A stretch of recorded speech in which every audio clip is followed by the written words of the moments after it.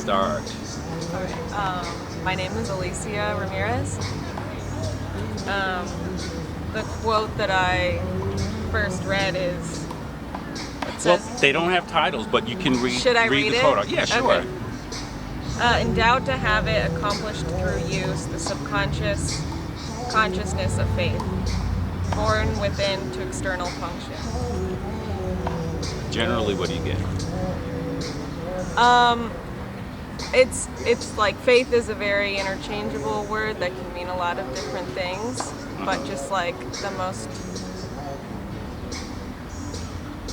reductive way to explain it is like chill out and just like relax in understanding that the universe kind of has its plan, or not even a plan, but it's kind of like taking care of things.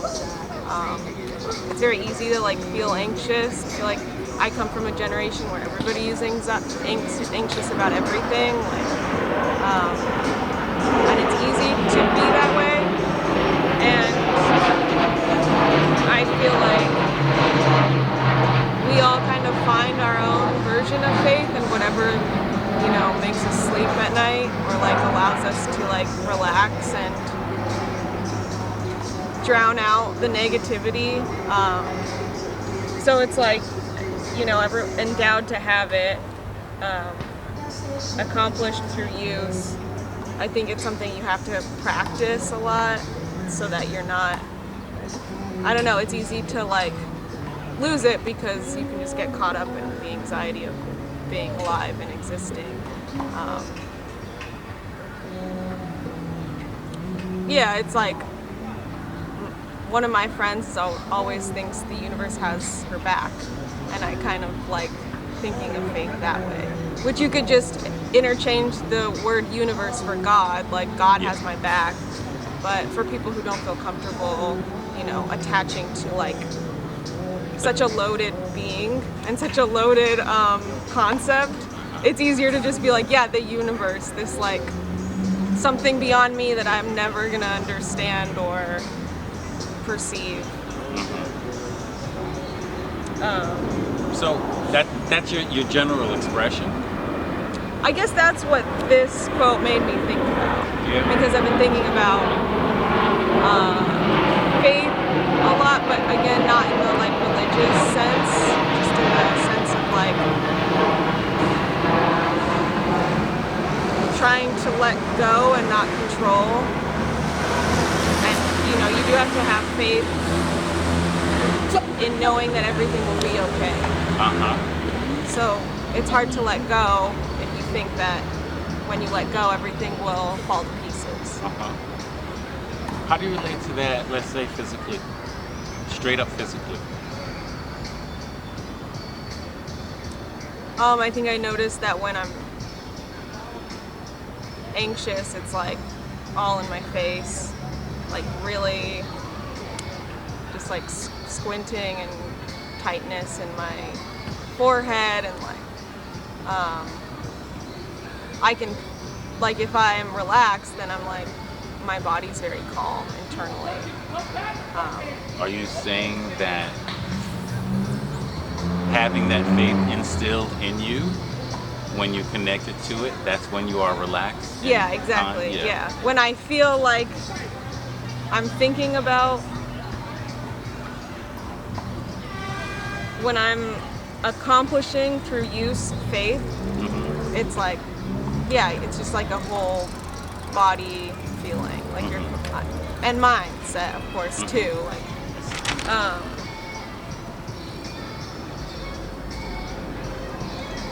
so that's both mental and physical description.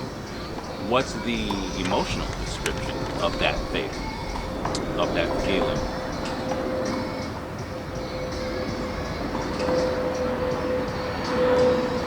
I think probably kind of heavy. Well, of the opposite of faith. Right, because faith is very light. Right, the faith that you were expressing brought a zen.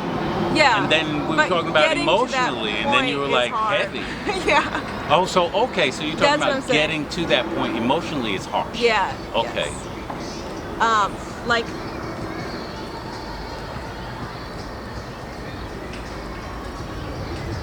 Yeah, I think it's hard to always be like, yeah, I have faith that everything's going to be okay. Mm-hmm. But and I guess I say heavy because it's like a lot of people that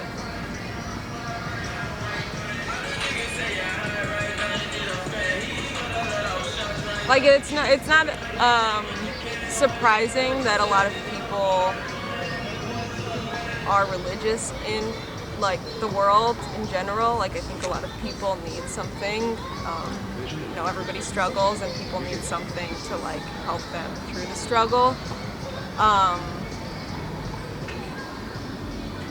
Would you say that thing that's helping them through the struggle is a mental choice or an emotional choice? What brings us to go to religion, or brings a person to go to religion? From what facet of their body? I feel like it's almost survival mode. Oh, okay.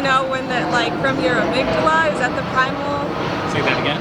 Which part of your brain is the primal? The amygdala, or what gets triggered that's like primal? That I don't know. Oh. But I know what you're talking about. Yeah, I think that's where the need for religion comes from, because I think it's like, and it's the subconscious and conscious, but like... So like the emotional breakdown from not being able to handle that, all that we going can't on, understand, yeah. And we don't have the mental, or I don't want to say we don't have, that person that is going through this, you, right? If you're that emotionally torrenced, I think I just made that up, you won't be able to mentally function. Yeah. Oh, okay. Thank you. Not for everyone, but I think.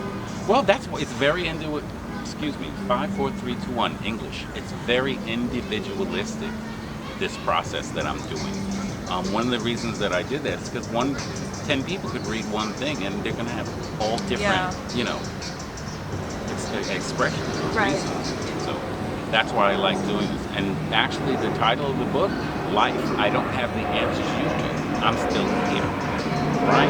So these books, they help me through my personal healings.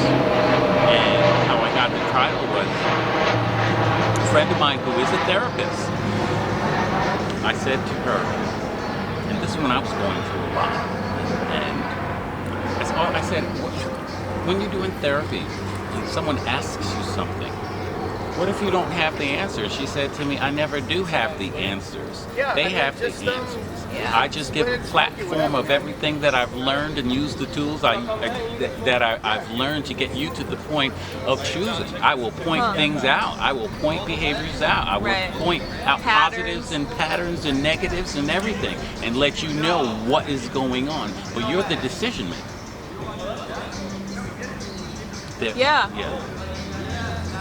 Yeah, I would say that's the mark of a good therapist. Mine definitely does that. You think I'm not still friends with her? Yeah.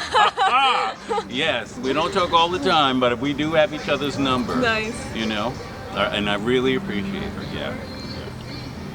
Yeah, the more you ask somebody questions, the more they get to the answer on their own. Exactly. You just keep asking slightly leading questions, but also just general curiosity. Mm-hmm. Yeah. People just need to be asked. Yeah. It's a part of that trigger that keeps us interested. Yeah. So did we hit all 4 assets? Yeah. Yes, we the did. Quote, I mean. Mm-hmm. I'd like to thank you very much. And literally that's that it. Was cool. Thank you. Didn't expect to find this in the park. I was like, I'm gonna watch these skateboarders because I like skateboarders or skateboarding. Yeah, and then it's interested.